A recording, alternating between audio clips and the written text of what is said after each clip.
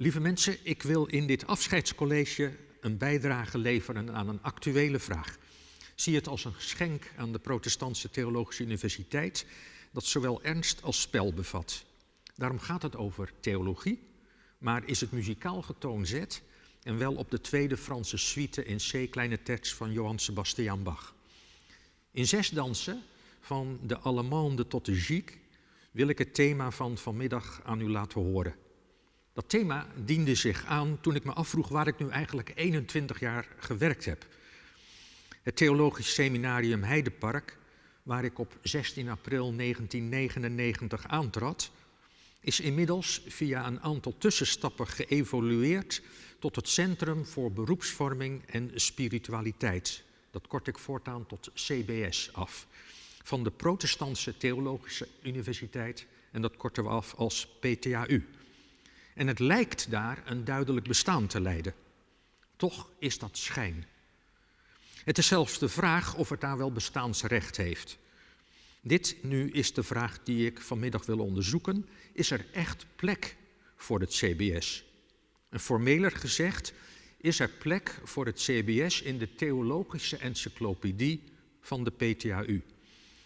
Achter de term theologische encyclopedie gaat de vraag schuil hoe al die verschillende vakken die je als student in de theologie bestudeert, zich van elkaar onderscheiden en hoe ze met elkaar samenhangen. Het helpt om daarbij te denken aan een auto en het plaatje van de constructie van de auto.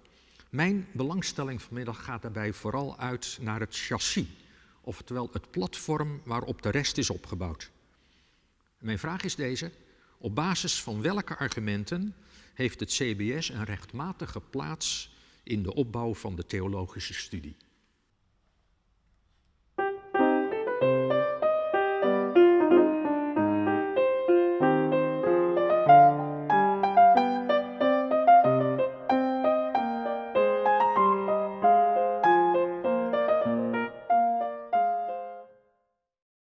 Waarom stel ik die vraag eigenlijk? Is het nodig dan?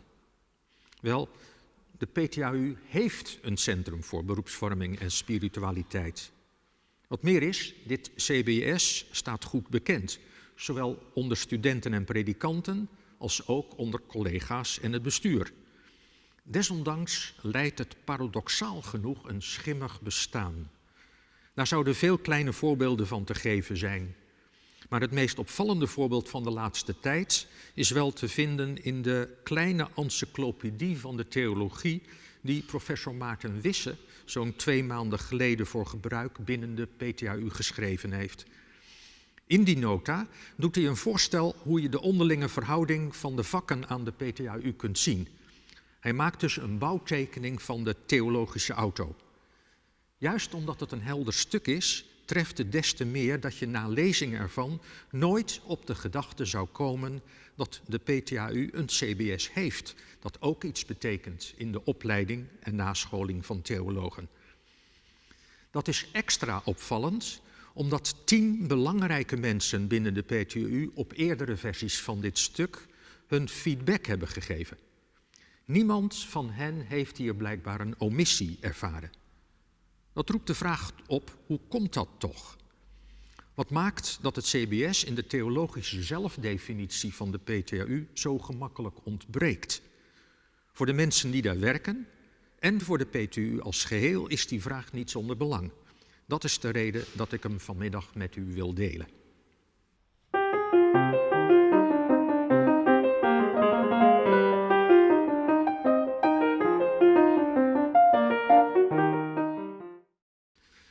Het CBS is de voortzetting van het oude Theologisch Seminarium Heidepark. Hier ontvingen studenten theologie van de Nederlandse Hervormde Kerk een deel van hun beroepsopleiding en predikanten hun nascholing. Bij de stichting van de PTAU op 1 januari 2007 is dit seminarium als onderwijskundige eenheid in zijn geheel opgenomen in de PTAU. Zowel wat het docentenbestand als wat de zelfstandige positie en taakstelling betrof. Het werd daarbij niet ondergebracht bij een van de 3 hoofdafdelingen, Sources, Beliefs en Practices geheten, maar kreeg een status aparte. Dat was een opvallende keuze, want de nieuwe PTAU kreeg dezelfde structuur als zijn voorganger, de Theologische Universiteit Kampen. Daar viel de hele ambtsopleiding onder de zogenaamde praktische theologie. En daar had men geen apart theologisch seminarium. Bij de stichting van de PTAU in 2007 heeft men echter beide tradities laten samenvallen. Zodat er, in de taal van insiders gezegd, sindsdien binnen de structuur van een simplex ordo-opleiding, zoals de PTAU is, een overblijfsel van de duplex ordo te vinden is. Men had het seminarium natuurlijk gewoon kunnen opheffen en de beroepsvormende kant aan de praktisch theologen kunnen toewijzen, zoals dit in Kampen het geval was. Die keuze heeft men om een paar redenen echter niet gemaakt. De eerste waren de positieve ervaringen met Heidepark. Men wilde zulke goede schoenen gewoon niet weggooien. Men vond het belangrijk dat er een plek zou zijn waar studenten in groepsverband samen zouden leren en met elkaar konden doorpraten over wat de theologie met hen doet en wat zij met de theologie doen. Men wilde een plek voor persoonlijke en spirituele vorming, eentje die niet onder een van de andere afdelingen viel, maar die verbinding had met alle drie. Juist vanwege de integratie waar steeds weer om gevraagd wordt. Daarnaast speelde het seminarium een essentiële rol in de zogenaamde verplichte nascholing, die tegenwoordig primaire nascholing van predikanten heet, en in andere vormen van permanente educatie.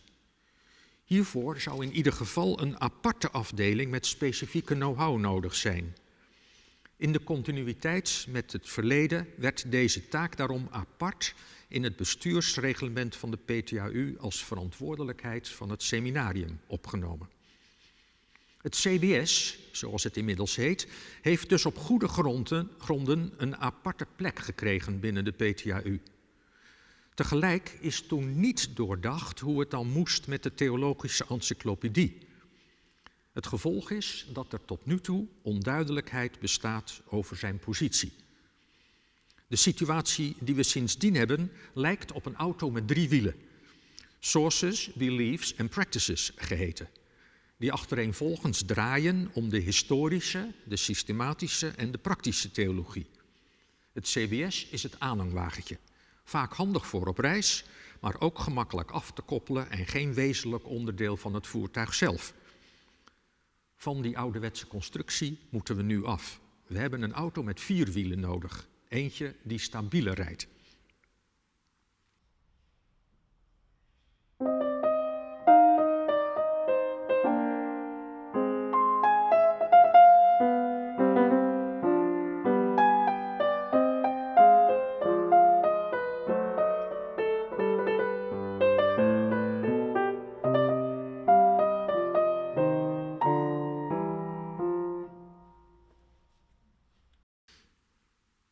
Daarvoor moeten we echter ook op een andere paradox wijzen. Niet alleen voor het CBS geldt dat het wel geliefd, maar niet gezien is. Hetzelfde kan ook van de student gezegd worden. Of liever gezegd, hier geldt het omgekeerde. De student is wel gezien, maar niet geliefd. Ik heb het dan over de student die later het beroep van predikant, geestelijk verzorger, of wat je ook maar kunt worden met een studie theologie, wil gaan uitoefenen. Bij dat niet geliefd hebben we het niet over persoonlijke relaties, maar nog steeds over de theologische encyclopedie. Ik bedoel het volgende. Aan de ene kant is de student subject van de eigen studie, volgens de onderwijskundige visie van de PTAU. En bestaat er een duaal leertraject van tegelijkertijd stage lopen en theoretische studie. Zodat wetenschappelijke en praktische competenties, muzikologisch gesproken als contrapunt, gelijk op ingeoefend kunnen worden. Hier wordt de student dus wel gezien. Aan de andere kant acht de discipline die van oudsher verantwoordelijk was voor de praktische vorm van pastores, dat is de praktische theologie, dit tegenwoordig niet meer tot haar taak te behoren. Ze houden er niet meer zo van. Hier is de student dus niet geliefd. De nota van Wisse signaleert dit, maar behandelt het probleem dat daardoor ontstaan is niet. De beroepsvorming van de student is hierdoor namelijk theoretisch in de lucht komen te hangen. We kunnen dit best curieus vinden. Maar om het te begrijpen moeten we zien dat de praktische theologie zich vanuit een underdog-positie heeft moeten emanciperen tot de wetenschappelijke discipline die zij nu is. Oorspronkelijk was praktische theologie precies wat studenten nog steeds verwachten wanneer ze theologie gaan studeren. Ze denken namelijk dat ze eerst kennis gaan verwerven over het ontstaan en inhoud van de Bijbel. Vervolgens dat ze horen hoe deze in de loop van de eeuwen is uitgelegd en hoe erover is doorgedacht. Tot slot verwachten ze dat ze leren hoe ze dit alles vandaag in de praktijk moeten toepassen. Het is niet zo'n vreemd idee. En het is ook buiten de theologie wijdverbreid. Zo wordt er in de ethiek en in de filosofie vaak nog gesproken over toegepaste ethiek of toegepaste filosofie. En hogescholen heten Universities of Applied Sciences. Praktische theologie is in deze gedachtegang toegepaste theologie. Een van de gevolgen hiervan is dat vaak een beetje neergekeken is op de praktisch theologen. Ze werden wel gezien als wat eenvoudige praktijkmensen die intellectueel iets minder in hun mars hebben dan de echte theologen. De spottende opmerking, praktische theologie is praktisch geen theologie, geeft woorden aan het sentiment dat hiermee gepaard gaat. Soms is het minderwaardigheidscomplex dat hierdoor ontstaan is bij praktisch theologen nog merkbaar. Sinds de 19e eeuw heeft het vak zich echter geëmancipeerd. Men ging niet meer alleen studenten opleiden voor het ambt, maar men begon het functioneren van de kerk als geheel te onderzoeken. In de loop der jaren werden de kringen steeds ruimer getrokken en tegenwoordig bestudeert men contemporaine religieuze verschijnselen in brede zin. Met andere woorden, had de pastor in het begin alle aandacht van de praktische vakken, aan het eind komt hij nauwelijks meer voor in hun paradigma. Men wil geen ambtsdragers onderwijzen, maar, en nu citeer ik onze collega Henk de Roest, praktijken onderzoeken waarin mensen wijzen op wat zij als heilig beschouwen. Ofwel ervaringen, overtuigingen, waarden en geloofspraktijken in een brede kring van culturele settings. Nu is dat terecht. Praktisch theologen hebben gelijk dat ze hun veld van onderzoek tegenwoordig ruim nemen en dat ze studenten in die trant willen opleiden. Juist vanuit mijn positie wil ik het belang daarvan wel onderstrepen. Men kan wel denken naar de universiteit te gaan om een beroep te leren, bijvoorbeeld dat van dominee, maar dan heeft men het mis. Men gaat er vooral heen om zich tot ontdekkingsreiziger te laten scholen en zichzelf een onderzoekende geest aan te meten. Anders gezegd, je leert hier om God, dat is de waarheid, lief te hebben met heel je verstand. Zodat je de wetenschap niet alleen als uiterlijke kennis, maar ook als een vorm van spiritualiteit gaat zien. Het is een odyssee waar je aan begint. Een avontuur vol gevaren, maar tegelijk ook vol belofte, hoop en dromen. Wie zonder kleerscheuren uit de studie theologie komt, heeft er niet geleefd, maar is er buitenstaander en toerist gebleven. Maar is het hiervoor nodig om de praktische vorming van de beroepsbeoefenaar, de predikant en geestelijk verzorger, uit het theoretisch paradigma te verwijderen? Dat klinkt meer als verdringing van oud zeer dan als realistisch. Er bestaat onder praktisch theologen begrijpelijkerwijs dan ook geen consensus over die keuze. In feite heeft de praktische theologie een goede methodologische basis, zowel van empirische als van hermeneutische aard, om niet alleen theoretisch, maar ook praktisch deze vorming gestalte te geven. Het CBS maakt daar zelfs dankbaar gebruik van. Maar aan de andere kant kent de PTAU de luxe dat ze voor die beroepsvorming een eigen afdeling heeft. Dat geeft aan de praktische theologie dus meer armslag om zich vrij uit te bewegen op haar brede veld van onderzoek. Maar we moeten wel de student die ook een beroep wil leren ergens onderbrengen in de theorie. Met minder kunnen we niet toe.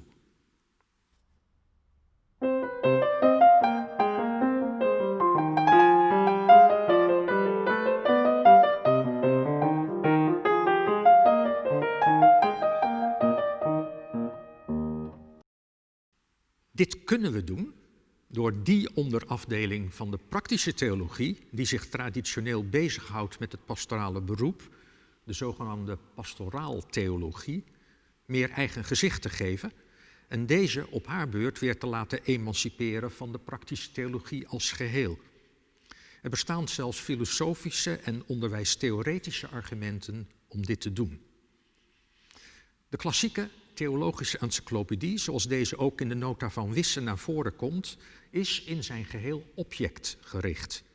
Alle aandacht gaat uit naar de objecten, ofwel de onderwerpen die bestudeerd dienen te worden. In deze benadering is er nog geen aandacht voor het subject van de theoloog, de persoon die het werk moet doen. Maar net zoals in de medische ethiek de patiënt van object van zorg middels een explicitering van diens autonomie tot subject, of liever gezegd tot medesubject van de behandeling geëmancipeerd is, zo moeten ook wij nu de autonomie van de student als waarde in het leerproces theoretisch honoreren. Dat doen we door in de encyclopedische theorie ruimte te vragen voor het subject zijn van de student. Het is interessant te zien dat de P2U in dit opzicht al lang een belangrijke stap gezet heeft. Dat blijkt wel uit het competentieprofiel. Die lange lijst van bekwaamheden die een student zich moet zien te verwerven, begint met de zogenaamde hermeneutische kerncompetentie en hij sluit af met de integratieve competentie.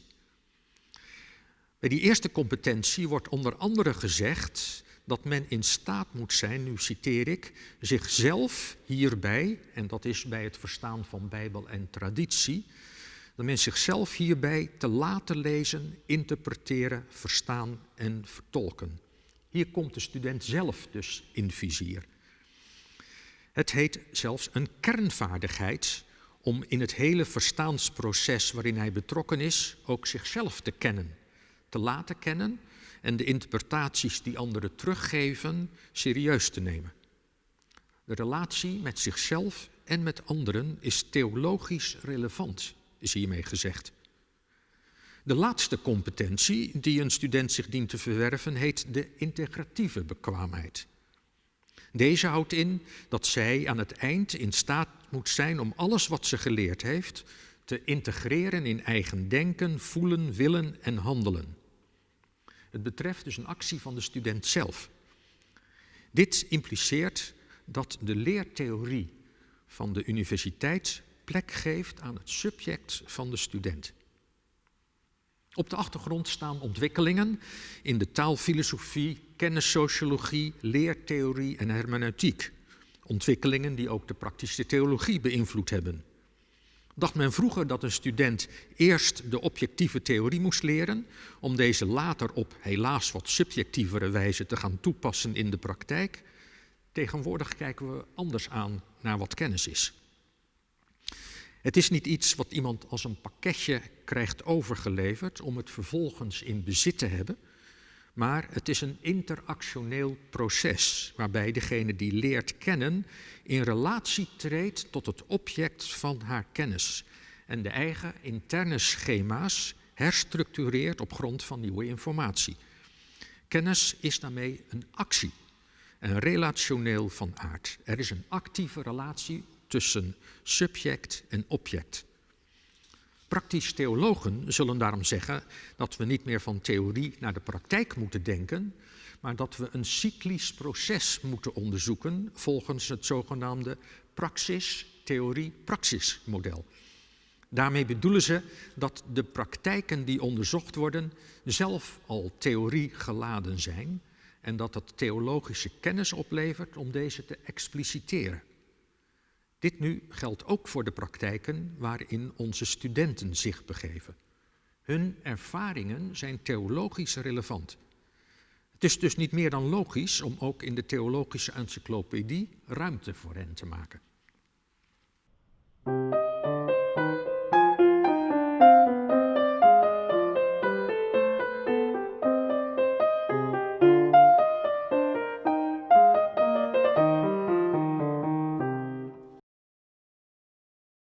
Wanneer ervaringen van de studenten theologisch relevant zijn, is het zaak dat ze leren te leren van deze ervaringen. Tijdens hun studie begeleiden we hen daarbij. De didactische methode die hiervoor gehanteerd wordt, heet supervisie.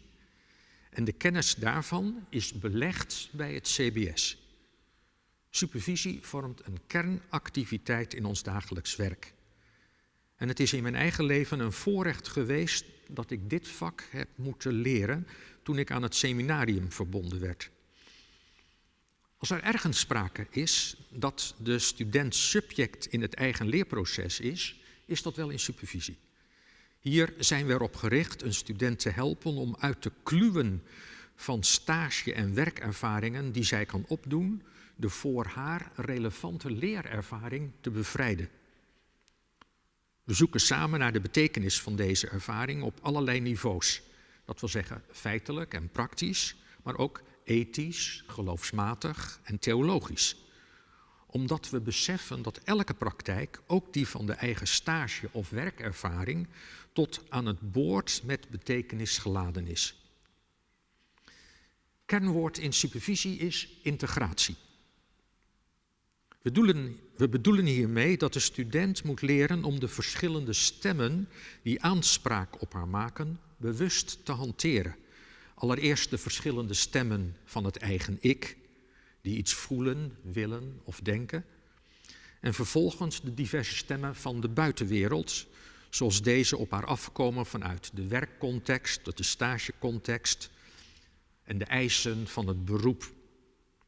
De vooronderstelling, of liever gezegd de ervaring, is dat al deze stemmen zulke verschillende geluiden kunnen voortbrengen dat ze een mens in verwarring kunnen achterlaten en tot beroepsmatige ongelukken kunnen leiden. Daarom is het van belang om ze te kennen en te leren ze in balans te brengen. Wat men daarbij eveneens moet leren is dat dit nooit helemaal zal lukken. Totale integratie is onmogelijk.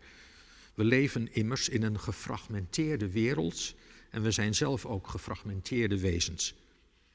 In supervisie worden studenten dus ook met zichzelf geconfronteerd als onaffe en gefragmenteerde mensen. En ze moeten daar in hun werk als pastor plek en woorden aan geven.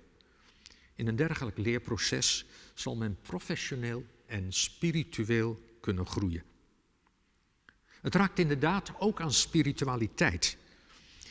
Wanneer deze laag van de persoonlijke spiritualiteit niet geraakt wordt, blijft integratie kaal. Het CBS heeft tot in zijn naam toe te maken met de spiritualiteit van de theoloog. Het is geen los onderwerp naast de beroepsvorming. Het gaat juist om de spiritualiteit van de beroepspersoon. Het is opmerkelijk dat niet alleen in Nederland, maar wereldwijd aandacht gevraagd wordt om zowel in de opleiding als in de permanente educatie van predikanten hier aandacht aan te besteden. De kwestie speelt zelfs bij veel meer beroepsgroepen, net zoals dit bij het thema integratie het geval is. Daarin schuilt de ervaring dat overal in de wereld, zowel in persoonlijk als in beroepsmatig opzicht, mensen steeds minder op vaste tradities kunnen teruggrijpen en op zichzelf teruggeworpen worden. De toegang tot de traditionele bronnen van eigen spiritualiteit is voor velen problematisch geworden. Er moet in een ingewikkeld proces van zelfrealisatie gevonden worden. De vraag, wat drijft mij eigenlijk, is daarbij zowel van persoonlijke als van professionele aard. Geen wonder dus dat er in internationaal academisch onderwijs en in allerlei studies over professionaliteit tegenwoordig aandacht voor de eigen spiritualiteit bestaat. Het is daarom een rijkdom dat de PTAU een apart centrum heeft dat zich met de vragen die hier aan de orde zijn bezighoudt. Gezien de ontwikkelingen in de wereld zal de betekenis hiervan alleen maar kunnen toenemen, is mijn inschatting, mits deze rijkdom goed benut wordt.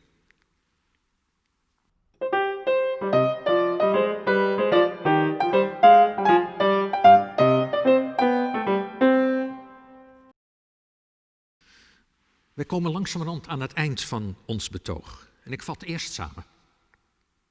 Het feitelijk bestaan van het Centrum voor Beroepsvorming en Spiritualiteit, gekoppeld aan de ervaring niet goed zichtbaar te zijn, riep de vraag op welke plek het werk dat hier gedaan wordt inneemt in de theologische encyclopedie. Er bleek een lacune te bestaan. Die theorie is er niet. Er bestaan slechts wat bouwstenen. Dit gebrek werkt onhelderheid over de positie van het CBS in de hand.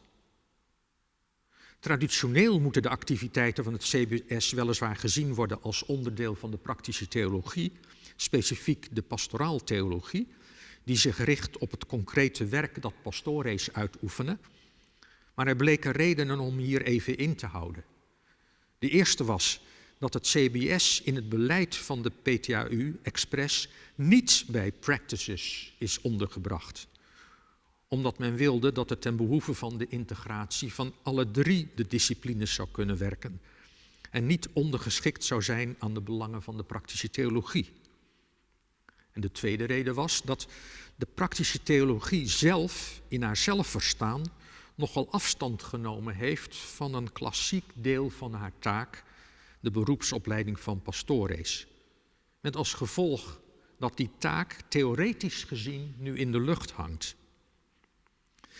Ik heb het voorstel gedaan om deze taak, de pastoraaltheologie met de daarbij behorende beroepsopleiding, aan het CBS toe te delen. En hem daarmee te emanciperen van de praktische theologie als geheel. Hiermee redden we de praktische theologen uit een aporie en consolideren we het werk van het CBS. Dit voorstel heb ik onderbouwd door de student als subject in het eigen integratieve leerproces centraal te stellen. En deze onderbouwing is beargumenteerd zowel vanuit het dagelijks werk, taakstelling en de gehanteerde supervisorische methoden van het CBS, als ook vanuit filosofie, hermeneutiek en leertheorie, zoals deze binnen de PTAU zelf reeds gangbaar zijn. Uit dit betoog lopen enkele strategische voorstellen weg van onderwijskundige en bestuurlijke aard. Allereerst, welke naam geven we aan deze discipline? De term pastoraaltheologie, die we tot nu toe gewoon overgenomen en gebruikt hebben, heeft als nadeel bleek en onhelder en zelfs niet erg courant te zijn. Op grond van onze discussie zou een betere term zijn integratieve theologie. Naast de historische, de systematische en de praktische theologie met hun sources, beliefs en practices, wordt integration dan het vierde wiel aan de wagen van de PTAU. Het is waar, het is luxueus, maar de auto zal er beter van gaan rijden. En het spreekt overigens voor zich dat dit wiel gelijk moet zijn aan de andere wielen, wil hij als een Rolls-Royce kunnen rijden. Met andere woorden, dat dit vak een eigen hoogleraar nodig heeft. Voor andere suggesties verwijs ik naar de langere versie van dit college, zoals die gepubliceerd zal worden op de website. De theorie die ik heb voorgesteld is niet noodzakelijk. De vraag is slechts of zij een betere interpretatie biedt voor het bestaan van het CBS dan tot dusver. Mocht er een reëel alternatief zijn, dan geef ik de mijne daar graag voor op. Met deze bijdrage hoop ik in ieder geval dat de theologische relevantie van het CBS wat meer zichtbaar is geworden. De titel van dit college luidde: zij meenden dat het een geestverschijning was. Het was een bijbelse verwoording voor het schimmige bestaan van de afdeling in het theologisch zelfverstaan van de PTAU. Het citaat komt uit een bekend verhaal uit Marcus, waarin verteld wordt hoe Jezus in een stormachtige nacht over het water wandelt en afkomt op zijn leerlingen die samen in het schip zitten. Als ze hem zien, raken ze in angst, omdat ze denken dat hij een geest is. Wanneer hij hen echter toespreekt en zijn identiteit bekend maakt, verdampt hun vrees en mag hij aan boord komen. Wanneer ze hem herkennen, blijkt hij geen vreemde, maar hun vriend. Wanneer dat gebeurd is, komt er rust. De storm gaat liggen. Het is met de PTU misschien net zo. Op het moment dat het CBS zijn identiteit onthult en het herkend wordt, verdwijnt de onduidelijkheid en de vrees. Nu kan men blij zijn met zijn aanwezigheid en kan er plaats gemaakt worden aan boord van het scheepje. De storm valt stil en er is vrede. Mevrouw de rector, college van bestuur, leden van de raad van bestuur, collega's, dames en heren, vrienden en geliefden. Mijn laatste woord is een woord van dank. Het seminarium, het CBS, is voor mij een prachtige plek geweest, omdat het met die fijne collega's en al die cursisten zo warm menselijk en tegelijk zo volbloed theologisch was. Zo praktijkgericht en tegelijkertijd zo spiritueel en theologisch verrijkend. Zo concreet en tastbaar en tegelijk zo ideeel en hoopvol. Het is voor mijzelf regelmatig ook dat scheepje in de storm geweest, waar de geest af en toe aan boord kwam en vrede bracht. Ik wens u allen verder een behouden vaart in het besef Deus semper maior.